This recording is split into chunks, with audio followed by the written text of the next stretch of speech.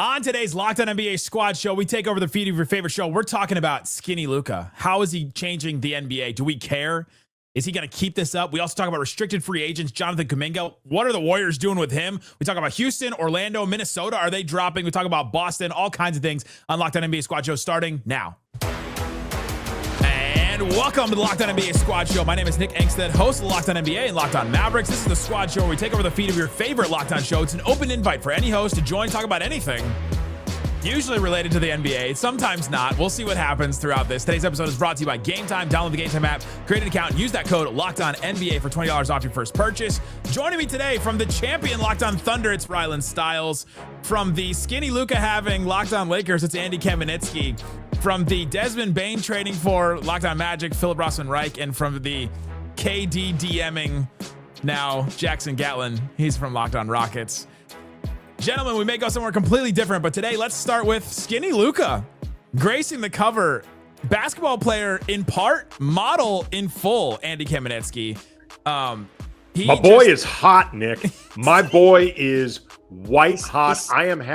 I am having an emotional basketball affair with skinny Luka, and I don't care who knows. This is like your ex goes on Ozempic. Levels. No. This is your ex. Your ex, Nick. That's what I'm saying. Yeah, this is your ex, not just going on Ozempic, but then going on an Instagram tour during each step of the Ozempic. Like he was on the Today Show. Luka was on the Today Show. This is your ex goes on Ozempic and ends up dating Pete Davidson. They're just everywhere. You're just you just have to see it everywhere you go. He is out there gallivanting in his new body and showing off a lot of leg. For anybody else, do we care about this? Is this are you afraid of this? Rylan, Jackson, as teams that will be high in the West. Philip, you can sit out as you're in the B conference over there. But he's Moses' guy, though. Do we care about this? Is this making you shake in your boots at all? I don't know about shake, but I think you absolutely have to think about what this does for Luka, for his health, for his ability on the basketball. Obviously, he was one of the best players in the entire NBA, top 5, top 3, whatever you want to call him, when he was healthy previously, right? But acting like I'm not going to call him fat like Nico Harrison, but acting like his conditioning wasn't a bit of an issue at times that maybe got downplayed or, looked over at times because of just how insanely talented he was. It was absolutely a factor, right? Like you go back to, rookie year Luka, sophomore year Luka, before he kind of added some of the weight, right? He was skinnier, he was leaner, he was on the Euro diet, whatever you want to call it. And so now you're getting this, new look Luka. Now I will say the hype surrounding skinny Luka is approaching levels of Hoodie Mellow workout videos in the off season or Ben Simmons hitting threes. I'll believe it when I see it when we're 3 months into the NBA season. And if he actually stays skinny Luka and if it's actually improving his game, then sure, I'll be a little worried that he's about to unleash terror on the entire league. But until then, he can enjoy the influencer IG thought model tour, whatever he's doing right now. This is the point I made on game night, is that the key for Luka is not right now, because we've seen Luka get in shape, maybe not in this good a shape right now, in this part of the season, but it's the post-international pre-NBA stretch. There's a month in between there, or a half month, and sometimes you're like, oh man, how did he put on that way between? Where he's just slamming Cheez-Its and all sorts of stuff. I mean, honestly, and then it's the travel during the season, because he was specifically mentioned in that Men's Health article that the travel is something that really kind of not caught him off guard, but is difficult for him. And that during the offseason, he's in one place, you're stable, you can get into a routine, and the travel of the NBA. I mean, we've all traveled for finals and playoffs and stuff like that. Eating healthy while you travel is very hard, but I guess they have everything available to them in the NBA. But you also have everything available to you. So your choices, you can make crazy choices. I'm sorry. Matt Moore from Locked On NBA and Locked On Nuggets has entered the chat. Are we trying to argue that it's difficult for the multi-million-dollar athlete who is catered to at every single step of the way to eat a salad? Are we? Salads can have more calories than burgers, Matt. You don't know what kind of salad that is. You know what has more calories than both? Beer. That's very true, and that was a that's what he does during that month between in the offseason. Nick, he's just drinking all his recovery beers. Yeah, that's correct. But I mean, I believe that he's going to be in a different shape this whole season. I believe that he is taking it more seriously. A different shape is not like you could be in any kind of shape. He could be a rhombus. I feel like SpongeBob. We're not talking about this. We're not talking about this. We're talking about this. Oh God. But I do think in terms of like on the court, he was already a terrifying matchup nightmare for the entire NBA. That drug the Mavericks on what Matt Moore would call a fluke run to the finals. Like that's how good he is. So I just don't think that there's our Mavs fluke run reference from the squad show. And I hid behind Matt. That way the Mavs Raccoon squad can't come after me. But I do think that there's nothing really left for him to prove on the court in terms of being an incredible player. Could he be more competitive defensively? Sure. And maybe this will help him do that. But other than that, he was always a matchup nightmare and a guy who you should be scared of, even as the Thunder, even as the Rockets and everyone else at the top of the West. Here's the thing that I think give two reasons for optimism for me as somebody that obviously has a biased wish casting interest in Luka maintaining this. For me. It's excellent for me.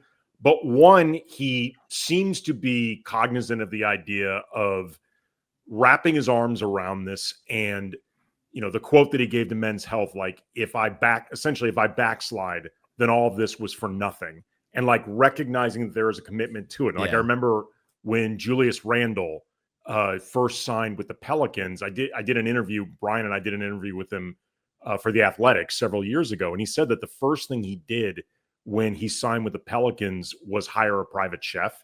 Cause he's like, when I would go on road trips to New Orleans for the Pelicans, I'd gain weight because the food is just insane in New Orleans. So can attest. It sounds like Luka is cognizant of the idea of there are steps towards this being a commitment, but also too, if Luka immediately backslides and by December he's looking like pre-skinny Luka, some would call it fat Luka. Do you know how humiliating that's going to be for him? Like if within 3 months he goes from shredded, leaned out to looking like the guy before, especially after showing off this transformation at every single possible like I'm waiting for him to appear on NPR at this point. He's been in everywhere else talking about this transformation. Like he has set himself up to be a massive joke if he doesn't follow through on this reasonably well. We always I feel like we always try and come up with these narratives and ask this question, like, how do elite athletes kind of find motivation? And this really does feel like sort of a kind of Michael Jordan moment where he's going to be like, I'm going to, Dallas, I was happy there. They caught me off guard with this trade. They said all these really bad things about me. I'm going to show them. And the one thing you don't do with incredible competitors, and you could say a lot of things about Luka Doncic, that guy is a competitor. He wants to win. He may not know all the ways he needs to win. And, maybe I haven't read the Men's Health thing, but maybe he got some ideas from LeBron, who has really been about taking care of his body. He's obviously like 45 years old and still playing at a high level. I know he's not 45. I'm joking. But yeah, he's not that young. That's not even hyperbolic enough for it to be like a hyperbole. That's fair. Only like 4 years off. look at that guy. He's at the end of his career, at the end of his ropes. He's 32 years old. But Luka is one of those players that you give him an inch, just any reason to be motivated. And I can speak about this from experience as a Magic guy because he loves sticking it to Jamal Mosley. When he's playing the Magic, Luka comes out with the big guns to stick it to his former favorite assistant coach, Jamal Mosley. You give those guys just a little bit of inspiration, a little bit of motivation. They go for the whole thing. They are killers. They are ruthless. And that's what makes them the best players. And that's why, this does feel like this is going to be Luka's MVP season. Like he is setting the narrative now. Winning the MVP is a full season narrative blitz and narrative attack. He's done the Men's Health. He's done this media blitz. He's going to play Eurobasket. Slovenia has as good a chance as anyone to win that tournament. And then he's going to go to the Lakers, the biggest stage, probably playing on opening night for NBC or whoever's airing the opening night games. He's going to be in the spotlight the entire season. This feels like he is really going after it to show, like, I'm going to show the world how good I am and how wrong Dallas is. And you know what? We kind of did this whole thing after they were bounced in the finals. We're like, oh, here's the embarrassment that's finally going to get him. And like, all right, that's why I'm waiting to like, all right, let's see if Andy is right about the whole thing. Like, all right, I know what I need to sacrifice now, and let's. The finals, though, I don't think should have been considered an embarrassment for Luka. Like, you did get to the finals. Like, you achieved something getting to the finals. You're one of the last 2 teams remaining. That's much different than getting sucker punched in a trade, having your former team create a whisper campaign of, oh, we would have loved to commit to him, but old Tubby, we can't trust on to get through his to get through his Game of Thrones. They were talking to those Game of Thrones birds. They're not whispering those. They were screaming. They took hundreds of millions of dollars out of his pocket. Like, getting eliminated in the finals does not come close to comparing to what he just went through now. Like, it's apples and cars. It's nothing close to each other. Which one is the car? Luka now, man, he's fine-tuned machine. Oh, I used to have a drop from Jason Kidd. I want to be able to touch the car. That's what he said. He got introduced. Jason Kidd's introductory press conference. He said, "I want to be able to touch the car." And he used Luka as the car analogy. And it was very funny to me. Can we talk about the Men's Health article and how it used AI and completely got a thing wrong? It said Luka had a 42-inch vertical. I mean, we refrained from talking about that part on our show. Locked on Lakers. We left that part alone even before your retraction became known, Nick. We just were like, let's leave that one alone. That sounds a little off. You guys are writers. That's nuts. Yeah, that's insane. That came out a high-profile article like that with a high-profile, like obviously PR blitz and all of that. And to do the whole photo shoot with him and like to have that in there, like, I mean, somebody's intern got fired for that one. For sure. I mean, look, fact checkers are gone, man. They're like, editors work on SEO value now. Like, editors work on, how to program the back end in order for you to get populated in search, and how to make sure that everything is functioning correctly from a back end distribution standpoint. Not, like, I don't know how much people want to hear about how the sausage gets made, but like. We don't have fact checkers anymore. We don't have like definite editor setups here. So I'm not surprised that it happened. I guess like the question is like, why did the author in question not go like, wait, did Luka really have a 42-inch vertical? Like, the guy that like every January is like slumping down the court and like clearly enjoys Michelob Ultra, or not Michelob Ultra, Michelob whatever the opposite of that is. He did get sent a lot of Ultra to his Michelob house Heavy. One time. Yeah, you guys know that story where they sent him like cases and cases, like 100 cases of Michelob Ultra to his house. Shouldn't we all be so lucky? Yeah, come on. We had Michelob Ultra at some point. I don't think we got cases. Yeah, now they're just shipping cases of Ozempic to his house. I want to know how Men's Health got this. Why Men's Health? Oh, because it's such a clear like health. PR strategy of like Men's Health. In the article, they were so detailed and focused on like the muscle groups and the workouts he was doing, and like detail about the diet and stuff. And then it came to the basketball, and they're like, compared to the highlight dunks of Shai Gilgeous-Alexander. And I'm like, first of all, which highlight dunks from Shai Gilgeous-Alexander? It's not necessarily his game. AI didn't write that part too. Yeah, the AI had the 42-inch vertical. I was like, man, the disconnect between the accuracy of the physical things and the non-accuracy of the basketball things. How many of the non-quote sections of that article do we think was actually AI? All. It's probably all, right? Or pretty close to it. All that included anything with basketball. Sick. We use AI for some of our stuff. Yeah. And it tries to tell me that Luka is on the Mavericks sometimes when it like suggests certain things to me. It's wild. Yeah. Reggie Jackson is still on the Nuggets. Calvin Booth still has a job then. Take me back. No, actually, David Adelman's going to be great. Today's episode of Locked On NBA Squad's brought to you by Game Time. We've all been there, logging on early, waiting forever for concert tickets to go on sale. Ugh, I did this trying to get into the Eras tour for Taylor Swift, and you just get stuck. And you're like, all right, I just want to get tickets. I just want to buy them. This is like capitalism. Give me the tickets. Okay, Game Time will give you the tickets. They've got them. Go check out. And also, they have price drops that are actually, they actually get lower as you get closer to game time, as you get closer to showtime, because you can go to games, concerts, theater, comedy shows, all kinds of stuff. You can save up to 60% with their killer last-minute deals on game time. You can also see the view from your seats. I love that as well. I use it to go to a lot of Dallas Wings games here in Dallas. I've also used it to go to concerts. I use it to go to all kinds of things. Take the guesswork out of buying tickets and concert tickets and show tickets with Game Time. Download the Game Time app, create an account, use the code LOCKEDONNBA for $20 off your first purchase. Terms apply. Again, create an account, redeem that code LOCKEDONNBA for $20 off. Download the Game Time app today. Last minute tickets, lowest prices guaranteed. Do we care about any of these restricted free agents still out there? I had a meeting with Locked On Nets today with Eric Slater, and he was like, I think I've beat the Cam Thomas thing to death. I'm like, well, what's going to happen? And he's like, they're kind of like stuck in a stalemate. I'm here to tell you, Jonathan Kuminga cares. Jonathan Kuminga cares a lot. Jonathan Kuminga's agent cares apparently. That too. dude is like, it is loud. It is getting loud over there, and it's obviously been loud since like Vietnam, but like he has been. Like, for as high profile as he thinks he is not as good of a player as he actually is. I just want to say, I think the Suns have the chance to do the funniest thing possible and flip Jalen Green for Jonathan Kuminga. I would love to see that take place. Wow. Just some personal amusement for me. I need to know if you're going to put Jalen Green in your top 100 and your Locked On top 100. Please, Jackson. I've got it in mind.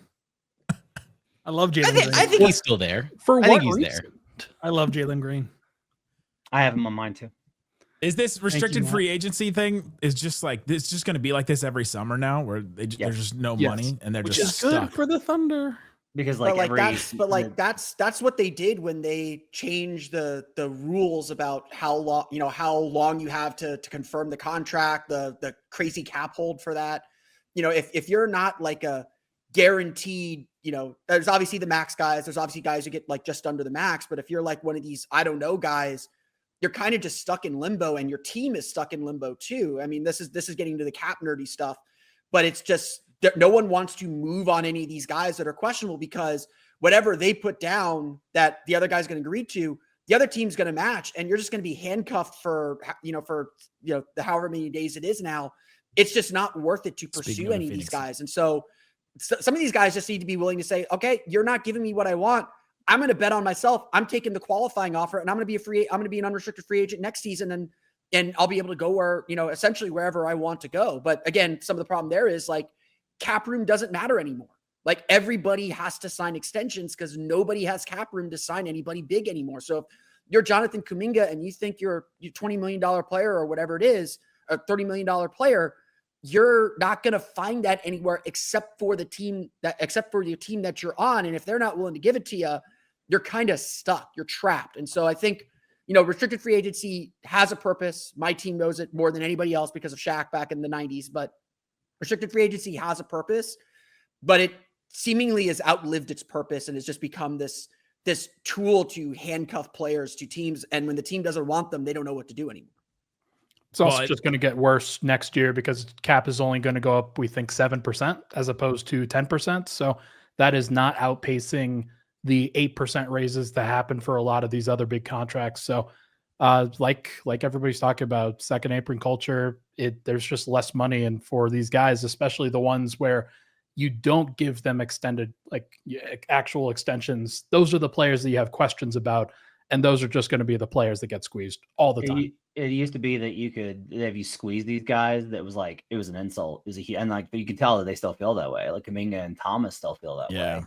But the owners have set it up where they could be like, sorry, we really can't avoid the apron. Oh, man, we're all trying to find the guy who did this. It sucks.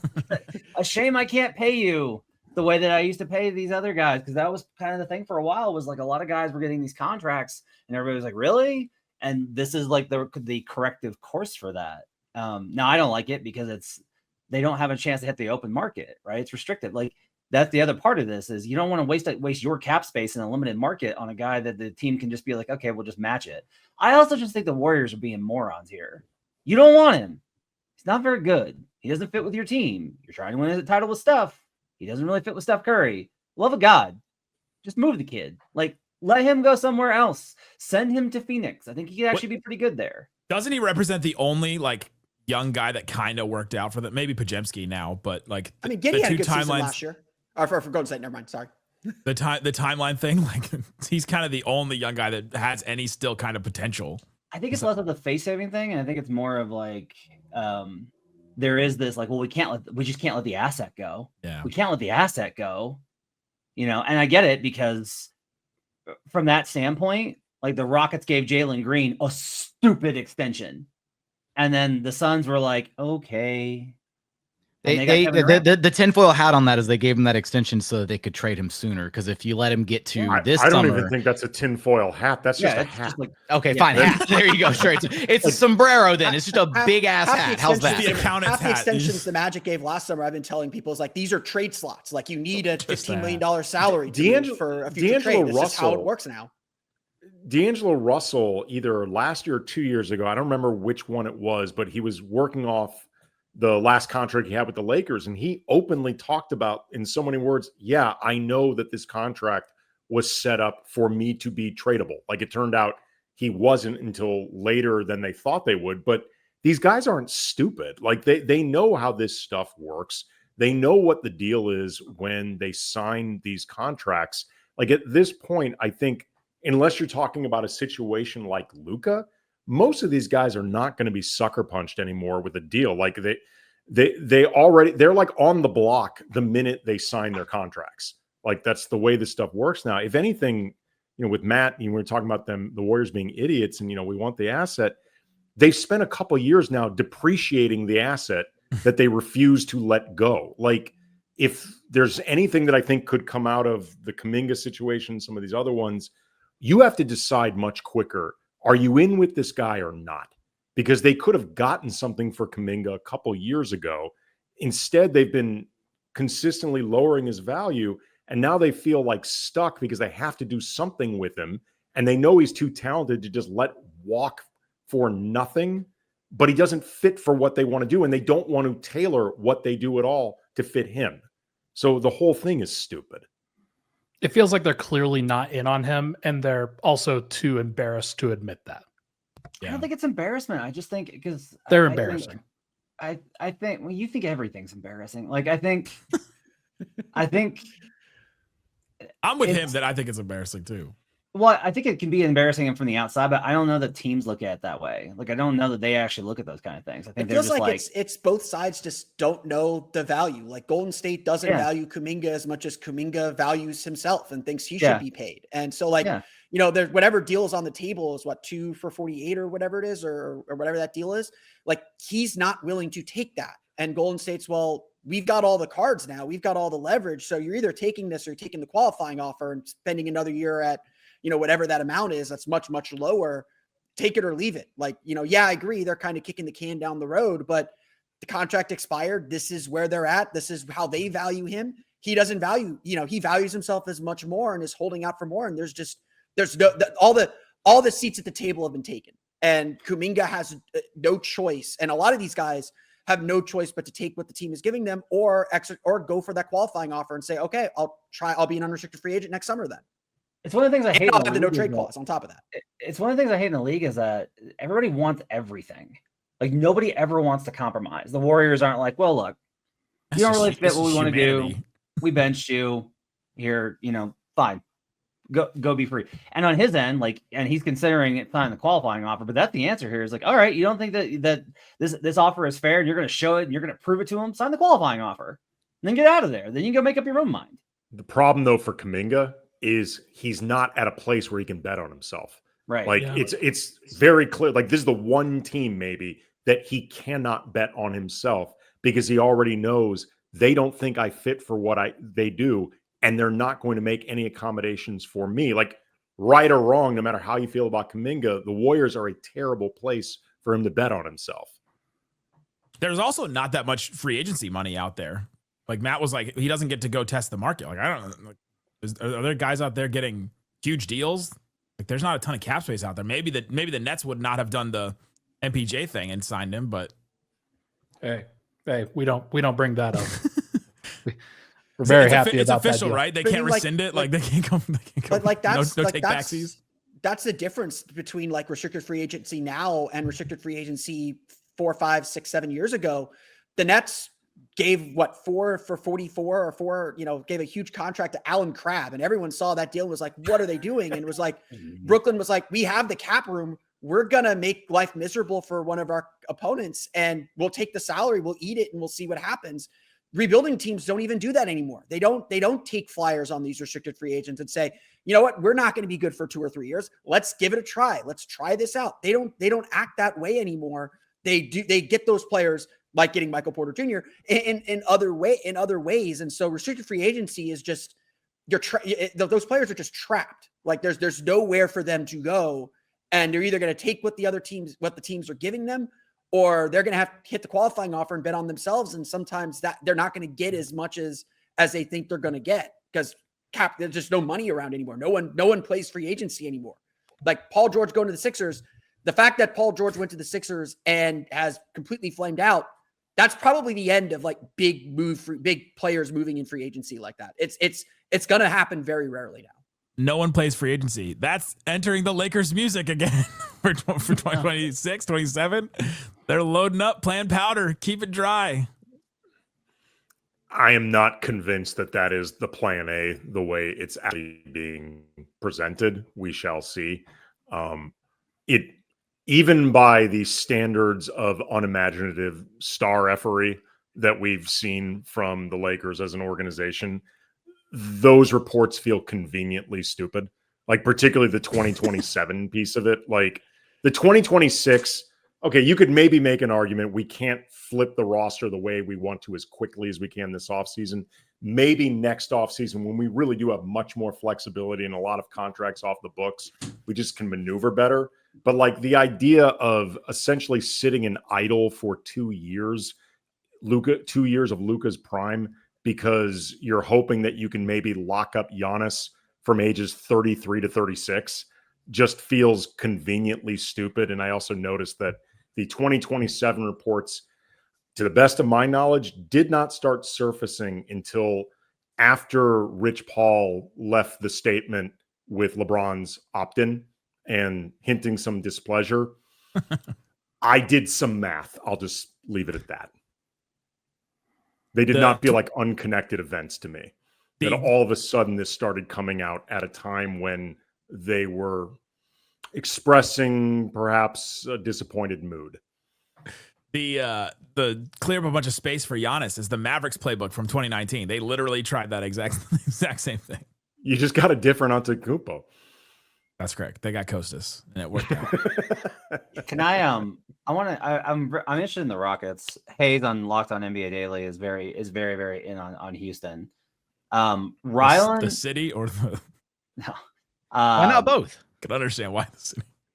Rylan, I'm kind of curious. Do you have they played you guys tough a couple of times last year? I'm kind of just curious. They played the Thunder tough last year. I'm just kind of curious if you think Thunder fans should have an appropriate level of fear for Houston, or if they are still kind of not in that consideration. And I'm curious on Ryan's position on it from a Nuggets standpoint too.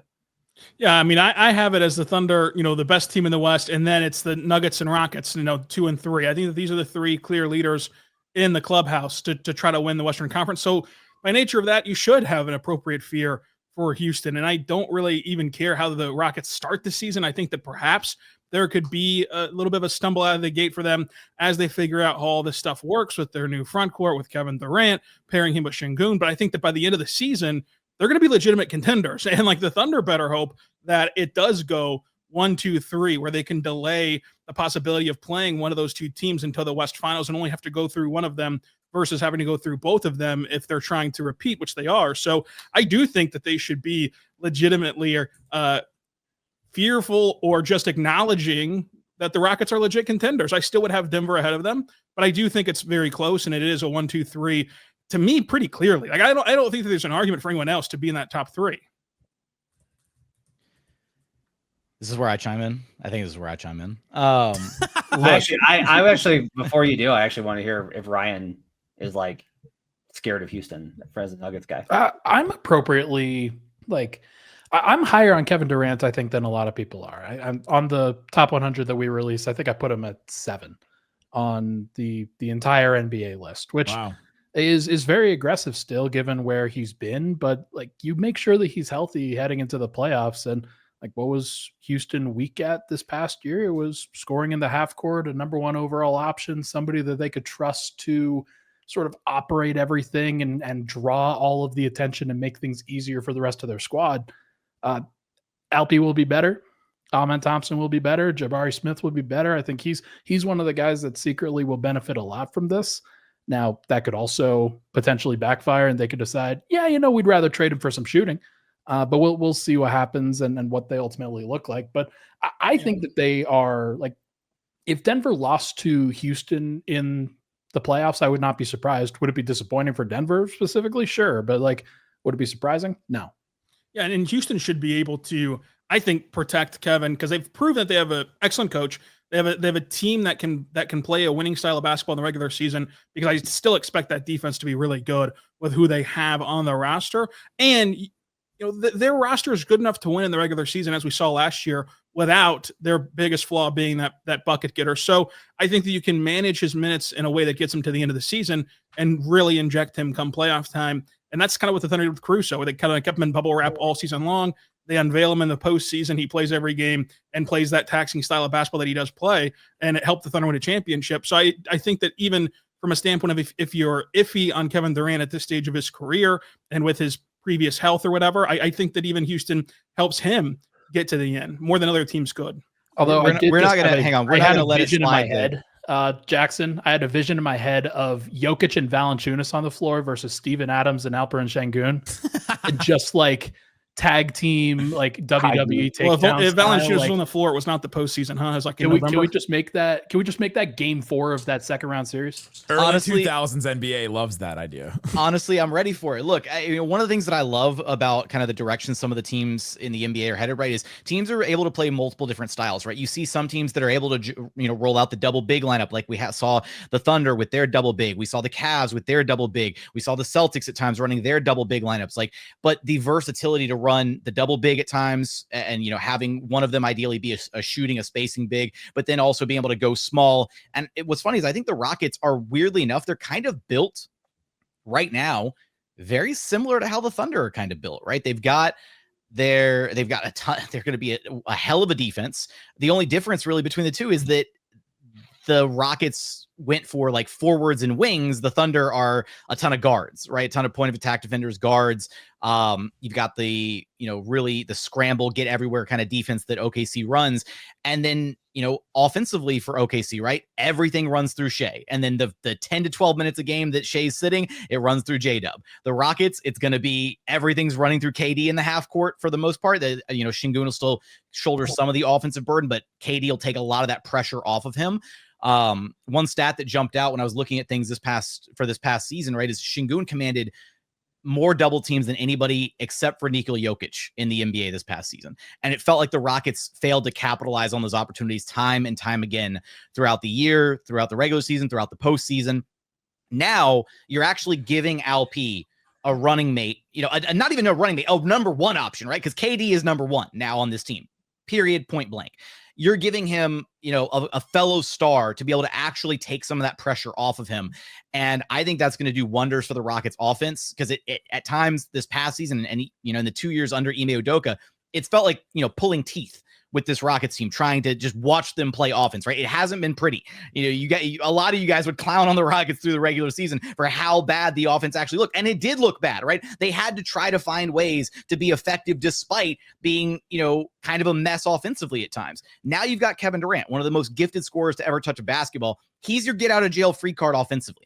He's not going to magically turn the Rockets into a top 5, top 10 offense, but it's going to look a lot better than it did last season. And they were already the number 2 seed last season with a broken offense. It's going to get a lot better. I don't see how they're not clearly the favorites to be the second best team in the Western Conference right now. I mean, they're not clearly the favorite. They're in that conversation with Denver. I think what's interesting is there's no the tide riser. I think is really interesting. The guy that makes everybody better. Kevin Durant hasn't been that for his teams, and that's been that to me is the missing thing here with Brooklyn and Phoenix. That's the thing is there's nobody that makes everybody better. He's not that guy. And if you look around this group, right? Andy's team's got Luka. I thought you were going to say us as podcasters like this. Look at this group. Like, that's where I thought you were going too. Who's making everybody better here? That's me. I make everybody better. Andy, Luka makes everybody better. Jokic makes everybody better. Honestly, like the Rockets are kind of trying to duplicate the Thunder style, which is like their offense is just kind of, it's statistically fine, good, but like, and all it really is like the defense is what raises everybody up, because like I don't know that men can do that, and I don't know that baby Sabonis is ready to like lift everybody up and be that kind of a weapon. And like Philip, like I have that same question with Orlando. Yeah, is that's like a fair question. Who's the guy? Like Franz, it's Paolo. The guy. It's Paolo, but he's got to be able to make shots more efficiently. Right. And like Nick doesn't like the Mavericks don't have one because they're not a serious team. But like that is whoa. It's not like they traded away. Foul. It's not like they traded away a generational talent that was a top 3 player in the game like 5 months ago. Poor Cooper Flag. Quentin Grimes. Raise the flag. No, but that's what I mean, Matt, to your point, that's what I was saying is the Rockets are weirdly kind of built very similar to the Thunder, right? The defense is going to be overwhelming. The offense is going to be, so-so at times, but they don't need the offense to be phenomenal, right? They just need it to be better than it was last year. And the defense is going to be overwhelming. The rebounding is going to be the best in the NBA again. They've got depth. They're easily top 5 in the NBA as far as depth across the board. Like they're going to be able to keep KD in bubble wrap throughout the regular season. But can you win 60 games without that though? Because like their guard depth is not a 60-win team. Like OKC doesn't have that kind of force, but their defense was so good and Shea was so good that they were able to get there. Like the Rockets' record was great, but if you go under the hood, it's like, oh, they had an incredible record versus all the really good teams they couldn't compete with in the playoffs. Like a little bit of smoke and mirrors there. How are they going to win 60 games?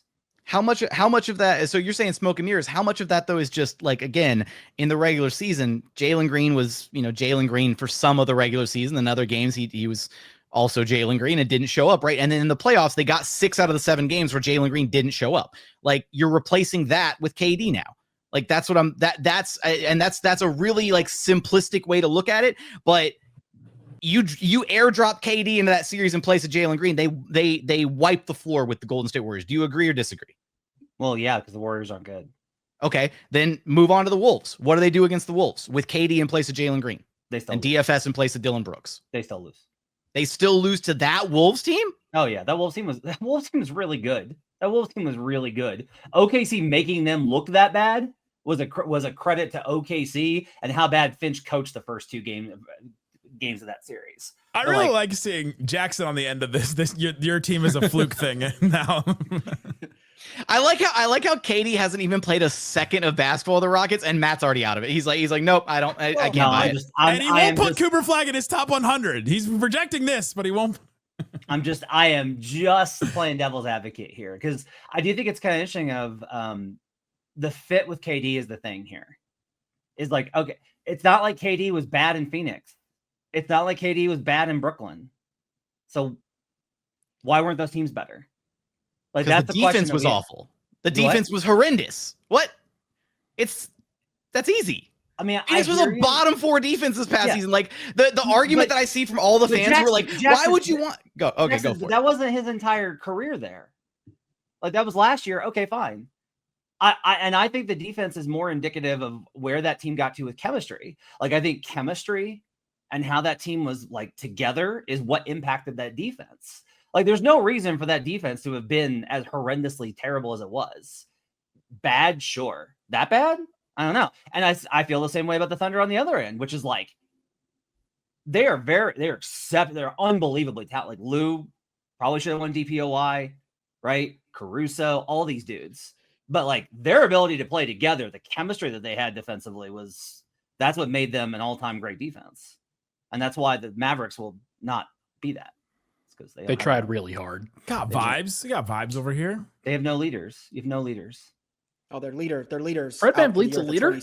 Yeah. So hang on. You're saying Mavs have no leaders or Rockets? Oh, Mavs. No, Houston's got leaders. Okay. I was like, so because like I again, you're talking about the culture, the chemistry, all that. Like, and I see a lot of people throwing out the stuff like KD's not a leader. I don't think he needs to be that in Houston. Like they just need him to show up and be KD. Show up, hit shots, make clutch buckets, be the number one option. Awesome. They've got like Ime is the culture. Fred is the culture. Like, but again, I'll ask like if you want them to be considered the super contender, which is how we labeled it over on Locked On NBA Daily. Like if you want to be that, they can't be like okay. They can't be like, well, it's a pretty bad offense, and then KD makes some shots. That's not gonna be enough, Jackson. They gotta be a top 10, top 5 offense. Like I've like taken digs at OKC, top 5 offense. How are they gonna be a top 10 offense? I think the thing about Şengün playing off of KD could get them there, where that all of a sudden opens up a lot for him because he's. Look, I have the same question with the Magic, which is like defense top 5 again. How good can they get? Okay, look, they were 12th in offensive rating this past season, with as horrendous as their offense was. Yeah, as horrendous offensive rebounds. Because it was propped up with offensive rebounding. Like that's transition. The thing. It was propped up with offensive rebounding and transition buckets, right? But the thing is when the game does slow to a crawl, right, in the postseason, right, they were in rock fights every single game with that Warriors team. And that defense against the Warriors or against any other team that you slot them against, like, I don't think the Rockets, there's not a way to expose that defense. I don't think they don't have like a weak link in the armor. The defense is good and that'll translate. And so that's why I'm just like, I really struggle to see how this team doesn't take a significant step forward. Call it homerism, call it looking at it with the rose tinted goggles, whatever you want to do. But KD by himself is going to drag this Rockets team into being a top 10 offense. You're telling me they can't jump up at least 3 spots from 12 to 9 with the addition of KD over Jalen Green? Like that's happening. Shot selection to the KD shot selection. Dude, a little bit of an upgrade. That's happening, period. Like that's an easy jump to make. And then you sprinkle in a little bit of internal growth and improvement for the other young guys like Alper. Shoot, Alperen Şengün had his worst year as a pro shooting the basketball. He was wildly inefficient last season. If he can get back to what he shot, years 2 and 3, which there's more evidence than not that he can get back to that level of efficiency. Like that's another step forward for him. Amin Thompson, year 3 leap. Okay. It's right around the corner. You set him up. No, you did this to him. No, Matt. You were responsible for this. You can't put the You wound him up. Matt. His parents are gonna be so mad for me. He just got home. He has algebra to do they're tonight. Gonna be happy because then I'm gonna tucker myself out and take a nap later. It's all good. This is Jackson running around in circles in the living room to get him. What was your concern about the Magic, Matt? So we have to talk about one Eastern Conference team today. I know, right? It's the only one here. And I think the Magic are really interesting. And everybody's like very in on them. They're the third seed. They're the third seed in the Eastern Conference. Guaranteed. It's happening. Guaranteed. Okay, well then it's not happening then. I think. Don't put that juju on me, Bobby. 8 months from now, Bobby. Everything Jackson says is wrong. I actually think Detroit is on their same level. It's gonna be like one of them or Detroit. If the Sixers, it's Orlando, Detroit, and Atlanta in that second grouping. And Orlando might be there. It depends on health. Like at the end of the day, a lot of guys missed time last year, but still so much is wrapped up in Jalen Suggs being good because the downgrade defensively from Jalen Suggs to Tyus Jones as a starting guard is humongous. And this team is still going to be really dependent on their defense. So they got to reprove that they can defend, losing some of the guys they lost. And that shouldn't be a huge issue. But this is a franchise that hasn't had a top 20 offense since 2012. Like I get the skepticism, prove it to me that you could score. And, Desmond Bane is a different kind of shooter than Kentavious Caldwell-Pope. So I do think they're going to get out of the bottom 10 in offensive rating. Are they going to be top 10? No. Are they going to be top 15? I'm 50-50 leaning no. They just need to be competent enough. And the Eastern Conference is just so wide open and so just bad that should be enough for them to win 50 plus games, be in the hunt for the 3rd seed, certainly be home court advantage. And so they just like the biggest question with the Magic is, there's a lot of potential and you expect young guys to grow. You expect, Desmond Bane to help. They just have never done it. They haven't done it. And so you have to, to the point about Houston's done it. They were the 2 seed last year. There are questions about how they integrate Kevin Durant, how they might change and all that, but they did it last year. They've proven they can do it. They have that institutional knowledge to do it. The Magic haven't done it. They've scraped, they've scrapped, they've for the last 2 years, they've done all they could, but They have to score the basketball. It's not. It's been really hard for them. I mentioned that we have to talk about an Eastern Conference team, and literally John Corrales appeared. Like, speaking of bad 3 times. John, are you in on the Magic? Jackson just said that that they should be guaranteed top 3 in the East next year. Well, no, I didn't say guarantee. I said third. They're not going to suddenly slip into like the first or the second spot. So don't say top 3. So only 3. So you're wrong if they're second. You don't want to be wrong if they're second. Come on, Jackson. They're not going to be. They're not going to be second. It's the Cavs. They're only going to be third. He's like, it's Cavs and Knicks. If you told anybody the Rockets were going to be second last year, yeah. No. Yeah, I would have been really wrong. I didn't tell anybody that because they overachieved. Yeah. Flukes happened. Wait, they overachieved last year? Ooh. Yeah. Sounds a little fluky. You can't back down from that now. Sounds a little fluky. That was Matt's whole point. It's not a fluke. What? We talked about it for 20 minutes that they overachieved there. I was defending you. It made me feel gross. I defended a team in Houston this much. Back to the Magic. John, do you believe in the Magic? Only 3. Can they get to 3? Yeah, they can get to 3. They can get to 3. I think 3, my lord. 3, my lord. 5, sir. 3. I mean, obviously they have to stay healthy, but I'd like to see Franz Wagner like somehow get into some sort of consistent shooting. But you bringing in Desmond Bane is a big thing, and it kind of addresses their offensive issues. I love their defense. Obviously, I just watched the series where the Celtics just got pummeled by them defensively, and I do think they have an opportunity to climb into third. There are a lot of teams that can climb into third, right? So I mean, it's Cleveland and New York are 1-2. I assume everybody's kind of on the same page as that. But then Orlando, Detroit. I heard Atlanta mentioned. I'm such an Atlanta hater that I question it. I think it's just a knee-jerk reaction for me, but no, it's a deep-seated Trae Young non-belief. That's right. How many years have we done? Where's Trae Young on your top 100, John? Yeah, not on there. He's not included. Not included. No, yeah, I haven't done my list. He has him at 100, so he doesn't get fined. I haven't even thought about where he would be. Probably lower than most. He hasn't done anything to prove me wrong. So, but yeah, I like Orlando.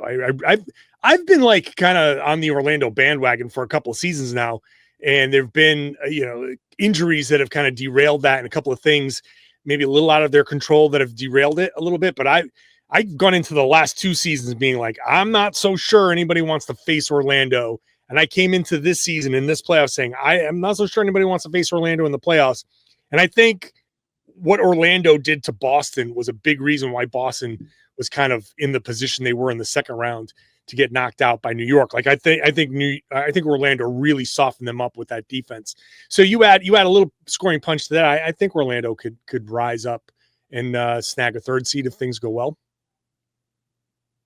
I'm just glad you still like Orlando after the way Orlando literally pummeled Boston on occasion during that series. The vicious attacks by the Orlando Magic. Go Batadze. All that was missing from that series was chants from the crowd. Get the tables. That's all that was missing. Mick Foley coming out with thumbtacks at mid-court. The performance center is like 15 minutes away from where I'm sitting right now. We can go. I know. Yeah, it's right there. I'm sure one of those guys would have come over with, this is how you hit him with a chair. But no, yeah, man. The only thing I don't like about Orlando is staying downtown. That's about it. Anything besides downtown Orlando, I'm all for. Oh, the humidity and like not being close to an ocean that's not great in Orlando. No, you do not want to be outside for more than 2 minutes right now. I can tell you that. We've transitioned into talking about the weather on this basketball podcast. Speaking of Atlanta, they stole Nickeil Alexander-Walker. Date's going well. Is Minnesota just cooked? is Minnesota just cooked? Like, what's the vibe on Minnesota? Like, Is Nickeil Alexander-Walker like an MVP? Like, people's reaction to that deal. I love Nickeil Alexander-Walker. I just think Who doesn't? He was He's like the an best NBA player to like move dude. teams because nobody could move teams. I just Did think you know that biggest Nickeil fans of the summer. Alexander-Walker and Shai Gilgeous-Alexander are cousins? Cousins? Yeah, it's all in the family. The same family? Yeah, What? allegedly. I just think that they're betting a lot on like Jalen Clark or Terrence Shannon Jr. to take a step forward after back-to-back West Finals appearances. I think that they've been passed by Houston and Denver, and I'd be more afraid of a team that's led by Luka. And if you can get DeAndre Ayton to a plus level, which I call me silly, I'm buying into DeAndre Ayton. Okay, I didn't realize we were drinking on this episode. I'm all in on DeAndre Ayton. Well, we're about 50 minutes in. That's about when Yeah, when the beverages come out. I will say Nickeil Alexander-Walker was not the most important player in those matchups with the Nuggets and with the Golden State Warriors. Like, he's really nice to have. He's a good kind of role player connective piece for them. But like, I really like what Terrence Shannon did by the end of the year. I really like what Jalen Clark did by the end of the year. I think Rob Dillingham should be expected to jump up a little bit. They're gonna be fine, and they So can where also would you rank great them in during the the middle of the season. Mike And Conley's those creaky connective knees really pieces- want Rob Dillingham to. Aren't the connective pieces more important in Minnesota than maybe some other teams though? Like, don't the Timberwolves kind of need those guys to step up? But Like, like, how much was they- Nickeil that piece though? Like, Nikhil's not like a secondary playmaker. He's just a spot out. He is a pure 3-and-D dude, and that's valuable. I think he's really good. But I don't know how you go from they made back-to-back Western Conference finals appearances. They're done. I Well, look they at could have the, been passed by, maybe. I look at the moves of Denver and Houston passing them by. I look at what Julius Randle looked like playing a defense the caliber of OKC. And if you think that Houston can get to that caliber as well, then he's also going to be overwhelmed by Houston. And of all the different options that Minnesota had, like whenever they could make a clean pass out to the corner to the Nickeil Alexander-Walker, that was their best chance. And now they're banking on more younger, unproven guys to fill that role. And I think that's at what the best CBA is supposed to do. Yeah. Yeah, I think at best that they're 4, and then they could be 5 or 6 in the West. I mean, Probably but they Denver weren't this lived through year that, too, for right? sure. Like they weren't top 3 in the West this year, and I could like Ryan will back me up on this. Like Denver doesn't want to see him. Hell no. No. Denver doesn't want to see. KD did not have a fun experience playing Minnesota. That was not a fun experience for him in 2024. That was not enjoyable for him. Gross. The FanDuel had him at 49 and a half over That's under still, their win. that's their still win in the total. hunt. They won 49 last year. So that It's a good line, but like they're a team that is going to be a little bit better than the sum of their parts in the playoffs because they just have the athleticism and the physicality. And they like Chris Finch is just a fantastic coach and is able to like other than those first couple of games of the Western Conference Finals, but he's when he got really injured. good. He knows how to make plays and like help his team set them up. So let me ask this then. If better than the sum of their parts in the playoffs is like, that's a great description of the Timberwolves, but does that set them up for kind of like leaning on, well, we're a better playoff team than a regular season team and kind of overlooking some of the things that they're going to need to fix? Maybe not this season, but over the next couple of years as they're building a team, because they're going to start getting expensive soon. Is this like, I don't know. I don't look at Minnesota as a team that's ascending into pretty soon. They're going to be like the contender. I feel like I think that is done. it depends on Anthony Edwards. Obviously, he's going to have to take that leap. Their window's open and their ceiling is very low. Is what I gather. And like, look, I think that like Houston and Denver are clearly better than them, but like Minnesota's done it. Like they've gone to the conference finals. You could say like the path opened up for them a little bit last year with the way the seedings worked out, but like that's also the Western Conference. Like it's sometimes you just throw the 8 teams up in the air and wherever they land is wherever they land, and everybody's about as good as everybody else. And like Minnesota is a proven playoff team, and there's going to be very, very few series where Anthony Edwards isn't the best player on the floor. Like Oklahoma City is probably one of those series. Like Denver is one of those series, and they still won that. They're still able to beat the Nuggets in that series. The Wolves are still just, I think, a really dangerous team that I think people are like, I don't think they're necessarily better this summer, but I think people are kind of sleeping on their chances to advance in the playoffs again. Rudy's still so good, man. Yeah. Like he's like, I get it's annoying. I get how obnoxious he is. I get it, man. But like, there's just not another rim protector like him. He's still so good as an interior rim protector. And the jump shot is really coming along. He's working with lethal shooter. Like he's taking these step in pull ups. Like the form looks great. It's right in front of his face, so he can't see the rim when he takes the shot. Like it's just looking great.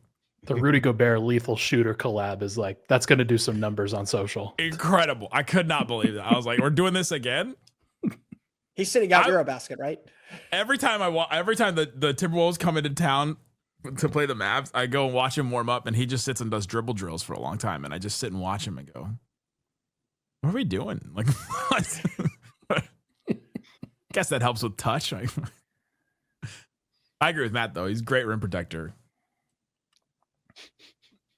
John, I have Derrick White at an unreasonable number in my top 100.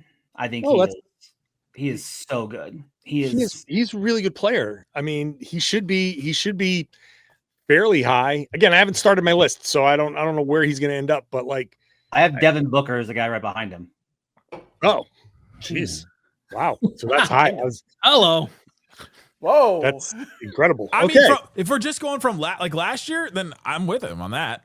Like, I would rather have Derrick White on my team than Devin Booker if we're gonna get last year. Because like a lot of it's like Derrick White can't do what Devin Booker does as the number one option, but Derrick White is so damn good as second, third option in every single facet of the game. Like there's not a team in the league Derrick White would not make better. There's not a single team in the league. No. I think there are a lot of teams that would sit there and say, if we're looking for a player type to be our point guard or be one of our lead guards, like I know I said this about the Magic for forever. The Magic need to find a Derrick White. Like that's the guy you want on your team to make your roster better. If you're the Magic, would you have rather had Derrick White over Desmond Bane? Jalen Suggs stole his hair. So. I honestly kind of think so because of the playmaking and shooting is just so much better. I love Dez, but you'd rather have Derrick. I'm excited for Dez too, but yeah, for sure. But like Derrick White's a more natural point guard, and the Magic need that very, very badly still. And he's so smart. He's one of the smartest basketball players you're going to find. And like 2 years ago, Ryan and I were having a debate at the table about would you rather have Jamal Murray or Derrick White? And at the time, it was like, well, you'd rather have Jamal Murray. And now it's like, no question. Like you'd rather have Derrick White. Yeah. Like you just. Yeah, no, I mean, it's a testament to him. And he's done so much work to get to where he's going, to where he is. And he's still, I mean, he's 31 now. So he's, starting to turn that corner. But he's so good. He's so smart. He reads things and he's like more athletic than people realize.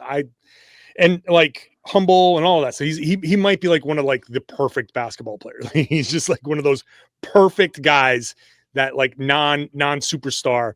But I always say like guy like him is like the best quote unquote basketball player on the team, because like your superstars can just rely on superhuman things that they do, but they get away with some of the that's not the right play, but he made it work anyway. Like Derrick White, whenever Derrick White makes a mistake, I'm just like, well, that's clearly an aberration. And it's whatever. I don't know. I could talk about him all day. Glitch in the Matrix. Awesome. So could you just then trade him so that he can go somewhere that's going to be competitive next year, please? Could you do that? Because I'd like to see Derrick White compete. No.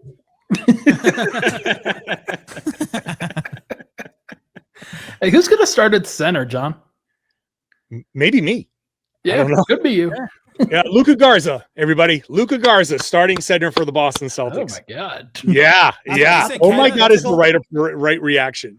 Didn't they say Cato was going to?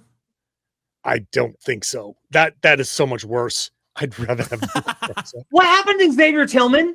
What happened? The guy played in the final. John is taller than Xavier Tillman. He exists. Honestly, the real answer is that the knee is a problem, and that knee continued to be a problem. I think last year the knee they didn't let on, but that knee that it was bothering him on the when he got traded over from Memphis continued to be an issue. It kind of flared up again. I think he got heavy because of it because he couldn't really move.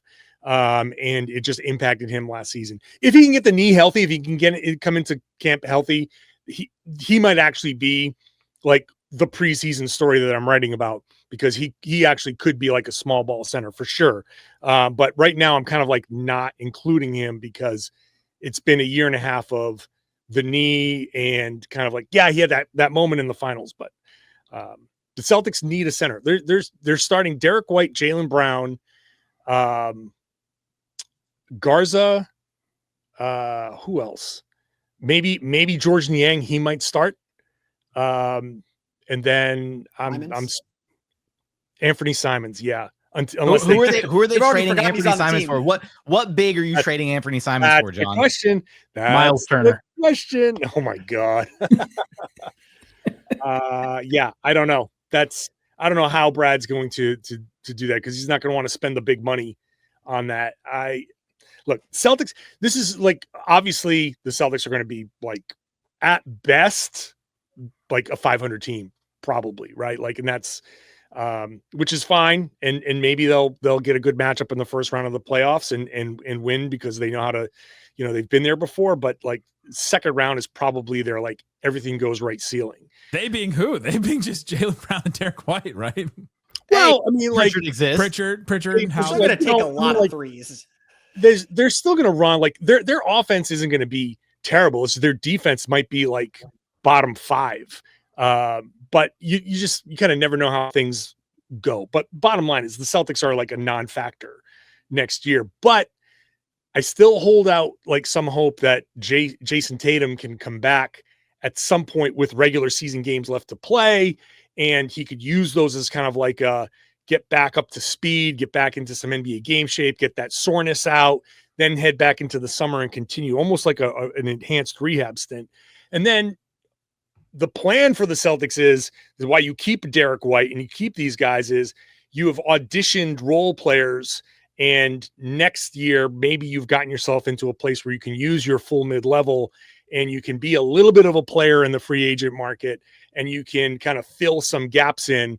And this is a year, maybe things don't go all right and you dip into the lottery and you get a decent player in the draft, and then you come back and you've got a healthy Tatum, you've got everybody, and that kind of gets you back into a little bit of the mix the year after.